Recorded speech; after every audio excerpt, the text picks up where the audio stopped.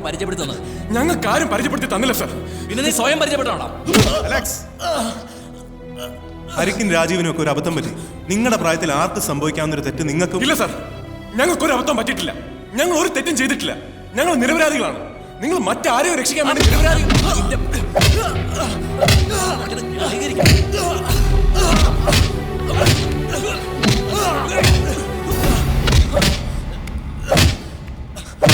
അലക്സേ,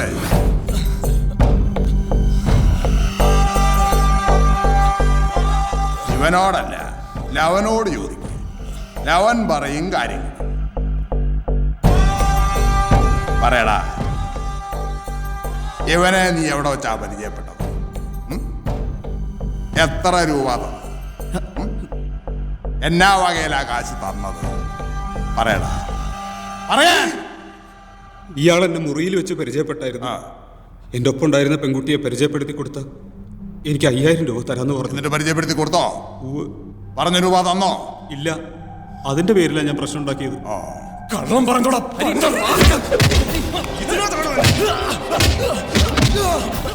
മതി മതി മതി. താനിങ്ങൊന്നേ പറയട്ടെ.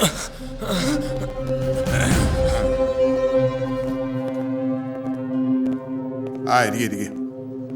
താൻ ചെന്ന ടോമിയെ കൂട്ടിട്ട് വാ. സാർ, ഇയാളുടെ മകൻ ടോമി പ്രശ്നമുണ്ടായ ദിവസം പകൽ സമയം മുഴുവൻ RTO ഓഫീസിൽ നടന്ന ബസ് ഓണേഴ്സിന്റെ യോഗത്തിൽ പങ്കെടുത്തിരുന്നതായി പറയുന്നുണ്ടല്ലോ. ഇത് RTO ഓഫീസിലെ രജിസ്റ്ററാ. പിന്നെ എങ്ങനെയാണോ ഈ കേസിന്റെ പേര് ടോമി അറസ്റ്റ് ചെയ്യുന്നത്? പെൺകുട്ടി ആദ്യം പറഞ്ഞ പേര് ടോമിയുടെയാണ് സർ. എടോ, അത് ഇവിടെ പോലുള്ള എണ്ണം കട്ടോളുമാര് പിടിക്കുമ്പോ പുളിങ്കൊമ്പിലെ പിടിക്കൂ. പോയാ ഒരു വാക്ക് കിട്ടിയാ നല്ലൊരു തുക. താൻ അവനെ വിട് സാർ. അത് താൻ പറയുന്ന കേട്ടാ മതി.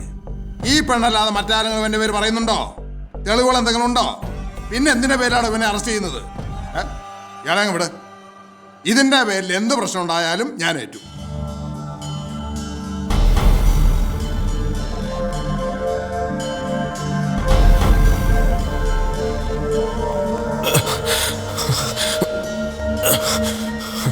ഇരട്ടിപ്പാറയെന്ന് പിന്നെ നീ ആ പെണ്ണിനെ കൊണ്ട് എങ്ങോട്ടാടാ പോയത്? സത്യമേ പറയാവൂ. കള്ളം പറഞ്ഞ നിന്നെ കൊന്നി അതിനകത്ത് കെട്ടിത്തൂക്കും. എങ്ങോട്ടാടാ പോയത്? കോട്ടയത്തിന്. അവിടെ വെച്ച ഞാൻ രാജമ്മ ചേച്ചിയെ പരിചയപ്പെട്ടത്.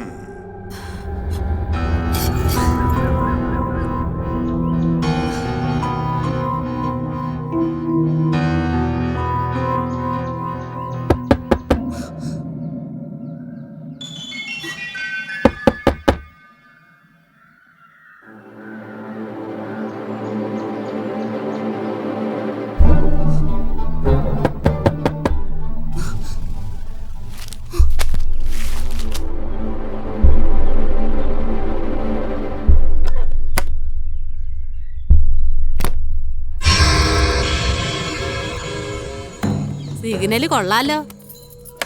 പരിചയമില്ലാത്ത സ്ഥലല്ലേ ചേച്ചി? മോളുടെ പേരെന്താ? രമണി. രമണി. സുന്ദരി കുട്ടിയാ.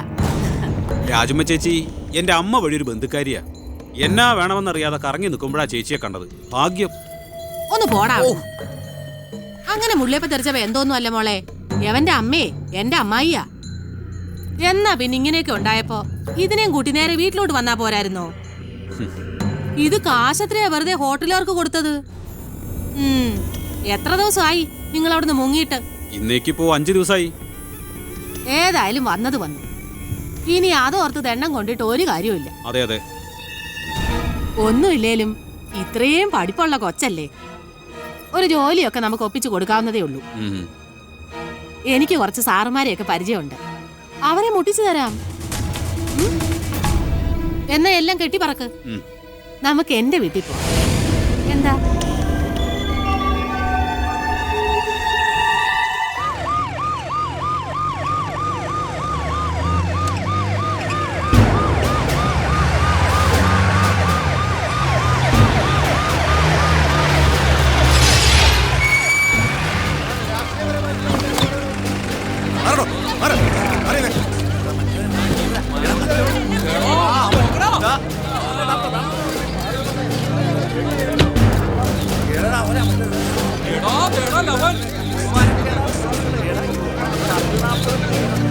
എവനൊക്കെ റൂം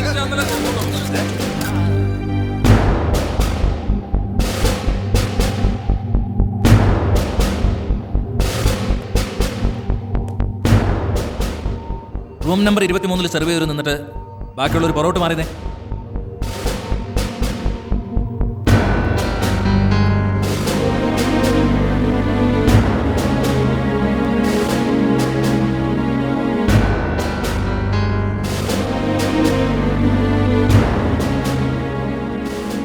തന്റെ പേരെന്താ?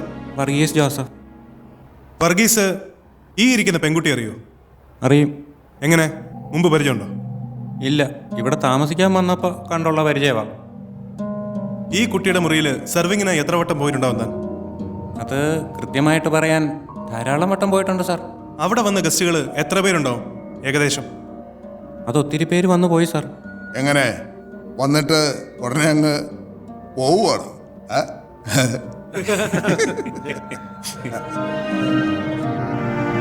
ഈ വരുന്ന ഗസ്റ്റുകൾക്ക് എന്താണ് വർഗീസ് സാധാരണ സെർവ് ചെയ്യാറുള്ളത്? ചിലർ ലിക്കർ ഓർഡർ ചെയ്യും, ചിലർ ബിയർ, ചിലർ സോഫ്റ്റ് ഡ്രിങ്ക്സ്. ടിപ്പ് തരാറുണ്ടോ ഇവരൊക്കെ? ഉവ്വ്.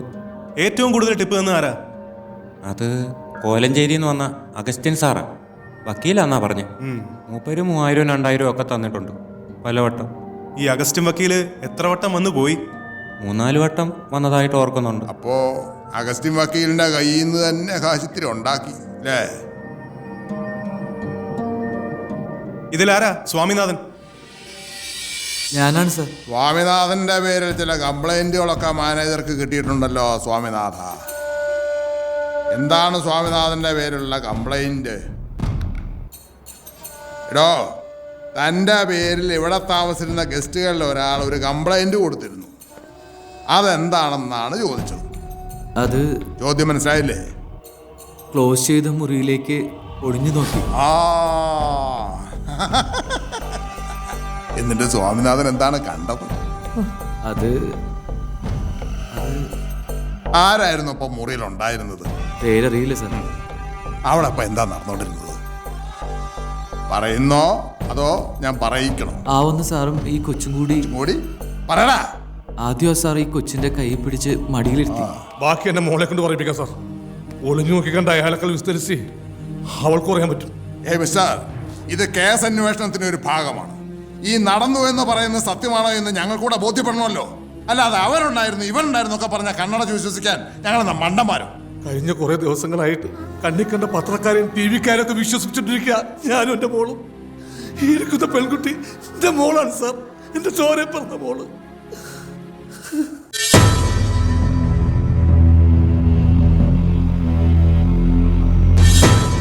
ലിസമ്മ സാമൂൽ ഒരു ചതിയിൽപ്പെട്ടിരിക്കുകയാണെന്നും ജീവിതം താറുമാറായിക്കൊണ്ടിരിക്കുകയാണെന്ന് മനസ്സിലായിട്ടും 40 ദിവസക്കാലം ഈ റാക്കറ്റിൽ നിന്ന് രക്ഷപ്പെടാൻ ശ്രമിക്കാതിരുന്നത് എന്തുകൊണ്ടാണ്? വീട്ടിലെ സാഹചര്യങ്ങളെക്കാൾ സേഫ് ഇതാണെന്ന് തോന്നിയിട്ടുണ്ടാവും അല്ലേ?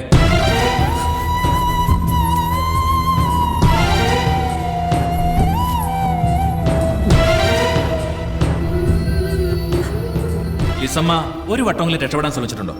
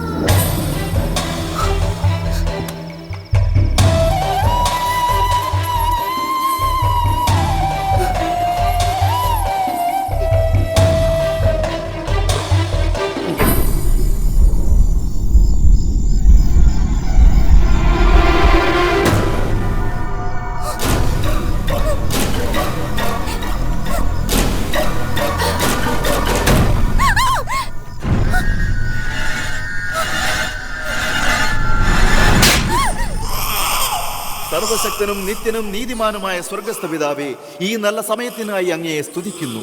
മക്കൾ യഹോവ നൽകുന്ന അവകാശവും ഉദരഫലം അവൻ തരുന്ന പ്രതിഫലവുമാകുന്നു. സാമുവേലിനും ലില്ലിക്കുട്ടിക്കും അവിടുന്ന് ദാനമായി നൽകിയ ലിസമ്മ എന്ന ഈ കുഞ്ഞിനെ അവിടുത്തെ കരങ്ങളിലേക്ക് സമർപ്പിക്കുന്നു.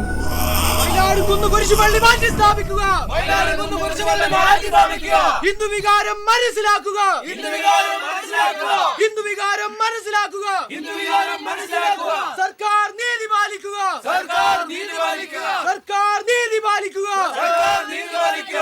മുഖ്യമന്ത്രി നീതി പാലിക്കുക. ധർമ്മവേദി സിന്ദാബാദ്. ധർമ്മവേദി സിന്ദാബാദ്.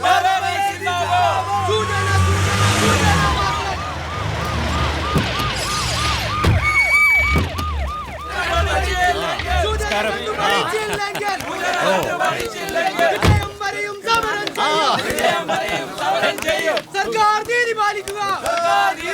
മുഖ്യമന്ത്രി നീതി പാലിക്കുക. മുഖ്യമന്ത്രി. എനിക്കും എൻ്റെ മോക്കും പരാതിയൊന്നുമില്ല സർ. സംഭവിച്ചെല്ലാം വിധിയാണെന്ന് കരുതി ഞങ്ങൾ സമാധാനിച്ചോളാം.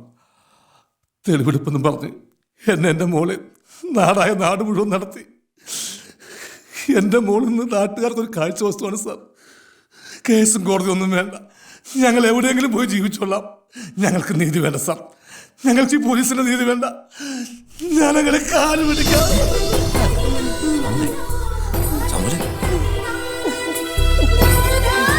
ക്ഷമിക്കണം സർ, സാമൂല് വിഷമം കൊണ്ട് പറഞ്ഞു പോയത്. ക്ഷമിക്കണം.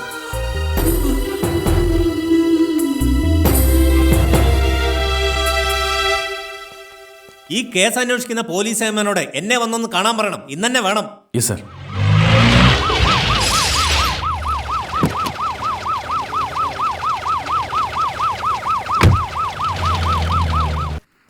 എടോ, കോടതിയും നിയമവും പോലീസും ഒക്കെ ജനങ്ങൾക്ക് വേണ്ടിയിട്ടുള്ളതാണ്. നിങ്ങൾക്ക് നിങ്ങളുടെ മുന്നിലെത്തുന്ന ആൾ ഒന്നല്ലെങ്കിൽ പ്രതി അല്ലെങ്കിൽ സാക്ഷി. ഈ പ്രതിക്കും സാക്ഷിക്കും അപ്പുറത്തായി ചോരയും നീരുമുള്ള മനുഷ്യരാണ് അവരെ. അവരുടെ വികാരങ്ങൾ കൂടി നിങ്ങൾ മനസ്സിലാക്കണം. അത് ഒരു നിയമവശത്തിലും ഉണ്ടാവില്ല. ആ മനുഷ്യൻ എൻ്റെ മുന്നിലിരുന്ന് പൊട്ടിക്കരഞ്ഞു. അയാളെ തകർത്ത് കളഞ്ഞത് മകൾക്കുണ്ടായ ദുരന്തമല്ല, നിങ്ങളുടെ തെളിവെടുപ്പെന്ന നാടകമാണ്. ആരാൻ്റെ അമ്മയ്ക്ക് പ്രാന്ത് പിടിച്ചാൽ കാണാൻ നല്ല രസമാണ് അല്ലേടോ? ആദ്യം വന്ന വാർത്തകളിലൊക്കെ ഒരു ബസ് ഓണറുടെ മകൻ്റെ പേരുണ്ടായിരുന്നല്ലോ. പിന്നീട് എങ്ങനെ അവൻ പെട്ടെന്ന് അപ്രത്യക്ഷനായി? പെൺകുട്ടി ഇത് പറഞ്ഞിരുന്നു സർ. പക്ഷേ മാർച്ച് 4-ാം തീയതി രാവിലെ 10 മണി മുതൽ രാത്രി 7 മണി വരെ ഈ പറഞ്ഞ ബസ് ഓണറിന്റെ മകൻ ടോമിച്ചൻ ഇടുക്കി RTO ഓഫീസിൽ നടന്ന പ്രൈവറ്റ് ബസ് ഓണേഴ്സിന്റെ യോഗത്തിൽ പങ്കെടുത്തിരുന്ന രേഖകളുണ്ട് സർ. സ്ഥല MLA അത് സാക്ഷ്യപ്പെടുത്തിയിട്ടുണ്ട്. ഒരേ സമയത്ത് ഒരാൾക്ക് 2 സ്ഥലത്ത് എങ്ങനെ പ്രസന്റ് ആകാൻ പറ്റി എന്ന കൺഫ്യൂഷനിലാണ് സർ ഞങ്ങൾ പോലീസുകാർ.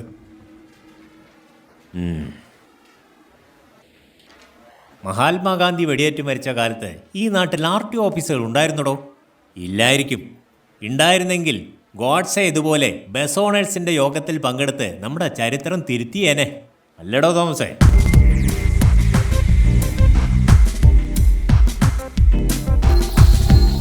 തോമസിന് ഇനി എത്ര കൊല്ലത്തെ സർവീസ് ഉണ്ട്?